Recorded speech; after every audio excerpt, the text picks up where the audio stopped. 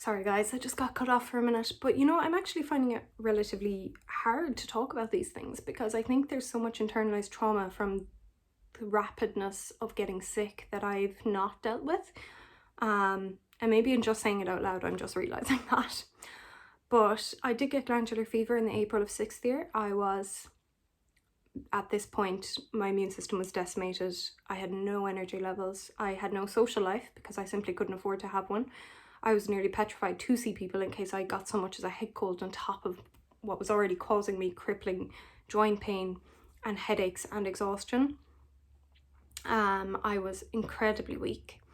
The exams in Ireland are sat in June, the state exams, and now I look back, I don't know how I did it, but I did get very good results and I did get into college in Galway, which was just a dream come true. However, after my leaving cert year and the trauma of it, my mental health was also decimated. I was incredibly depressed, and my parents, namely my mom, was really unsure if I should be allowed to go to college, being this physically and mentally weakened. Now I fully understand her worries. At the time, I was going to college. I did not care. This was what I had fought for. This is what I worked for. And that tended to be the kind of pattern which college took, to be honest. So my health relatively improved over the summer between getting glandular fever in April, doing the leaving cert in June, and starting college in September. My health improved in the sense that I didn't get any more infections. I felt relatively stronger and more rested. Ultimately, it's pretty uneventful. I still was quite tired, but otherwise I had pretty much picked myself back up, not fully in the sense that my joints clicking had now spread from now my hands and wrist to my elbows and shoulders, to my feet and hips. Pretty much my whole body at that point was partially dislocating. I wish I understood it for what it was, or I would have pursued a diagnosis sooner. However, my first year of college, which was a great year, socially and academically was a great year, mentally for myself quite a poor year, just simply because of how much I had to push myself to do very basic things, and how much I failed to do basic things because I was more willing to have a social life and an academic life that I took very seriously than do simple self-care acts such as like feeding myself, you know, because I was just so tired. I used to love being in college. I used to love seeing people. I used to drink so much Diet Coke, which was so bad for my joints. But every single time I would make it back to my college room and just close the door by myself and just lie in bed, and I would just cry because of how tired I was and how I didn't know how I was going to get through the next day. But I also knew that the next day I was also going to feel like that. And that never-ending cycle of hopelessness was really, really hard. I'm finding it really hard to talk about.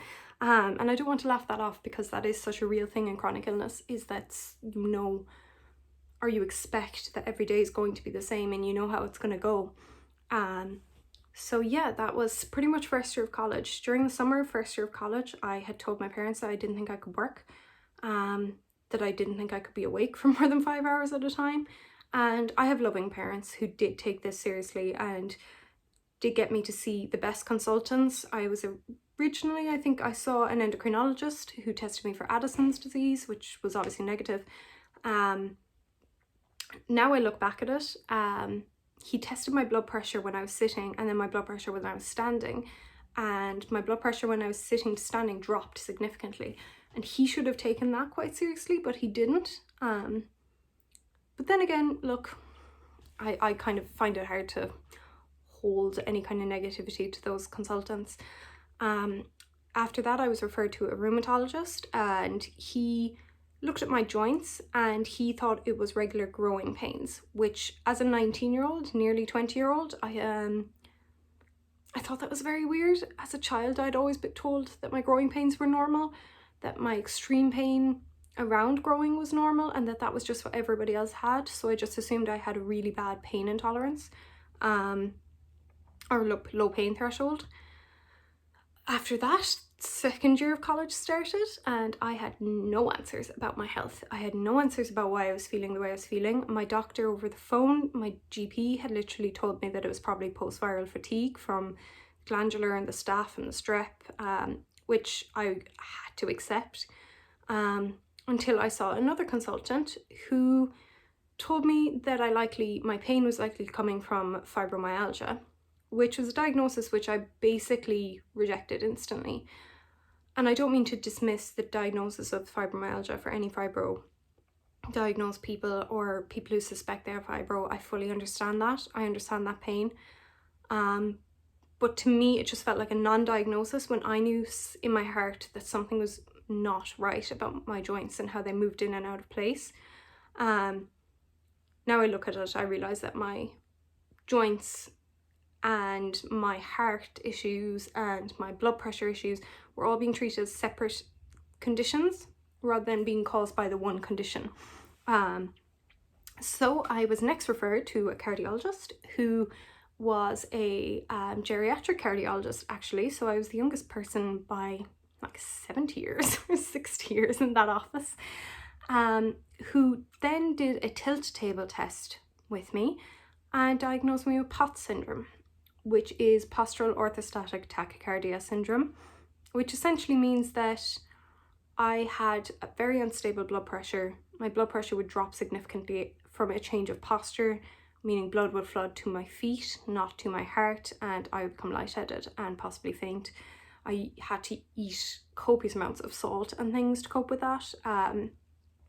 But yeah, I was handed that diagnosis and some beta blockers and some medication that did work for a while,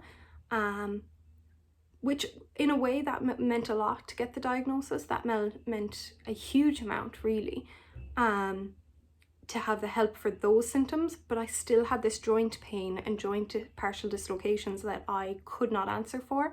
I had no answer for, I had no treatment for. I was finding it so impossible to sleep at night because of this pain, and then I was suffering academically because of this. However, I went back to college for third year of college, and at this point, I think maybe halfway through third year of college, I literally said, enough is enough. I can't do this. I can't do this anymore. And I was referred to see a pain specialist. Now, it was a pain specialist who looked at me and looked at my joints for the first time properly and clearly and said, have you heard of a thing called EDS, or Ehlers-Danlos syndrome, hypermobility type? And when I said no, even though I had heard of it, I had read about it, but I couldn't really remember when. And he was like, I think you're hypermobile, and I think a lot of your other symptoms, such as POTS, I would say POTS is a comorbidity of EDS, rather than being a condition on its own, informed by itself. And now looking back, my mom does think that my grandfather had EDS in how his hip functioned and how a lot of his joints functioned. Like even sitting here, I literally can't wait to be done filming just so I can crack my feet in and out of place, which I do struggle very hard with that today. However, after being diagnosed and seeing a pain specialist, I've undergone a few procedures for my neck, which is loose, like everything else, it's always loose. And yeah, I struggled slightly with that whole adjustment of learning that EDS doesn't particularly get a lot of research. However, my mom is brilliant, and then she did a load of research whilst I was trying to finish my third year of college, which I did do. And in the summer of third year of college, my mom suggested that if we weren't getting help from my doctor, that I should try a macrobiotic diet. At this point, I was thrilled because I really wanted to be vegan. Not from a restrictive point of view necessarily, or maybe subconsciously, but also from a moral point of view, and my mom really didn't agree with that. So a macrobiotic diet, being plant-based by nature, was so brilliant for me. I didn't expect the huge turnaround in health that happened. Within several months, by the time I was back to college for my final year, my fourth year, I had no POTS symptoms. I was way more active, a lot more physically stronger. I gained back some weight and muscle and things, which was really, really needed. My joints were cracking less, and the pain associated with them was less, simply because I had reduced my inflammation caused by food. And by the summer after my 4th year of college, I went to Tanzania and worked in Tanzania for the summer, which was a kind of activity that I literally wouldn't have been able to dream about a year beforehand. And I'm so grateful for that. As it is now, after being graduated for 3 years, I am a whole lot better. I am able to work full time.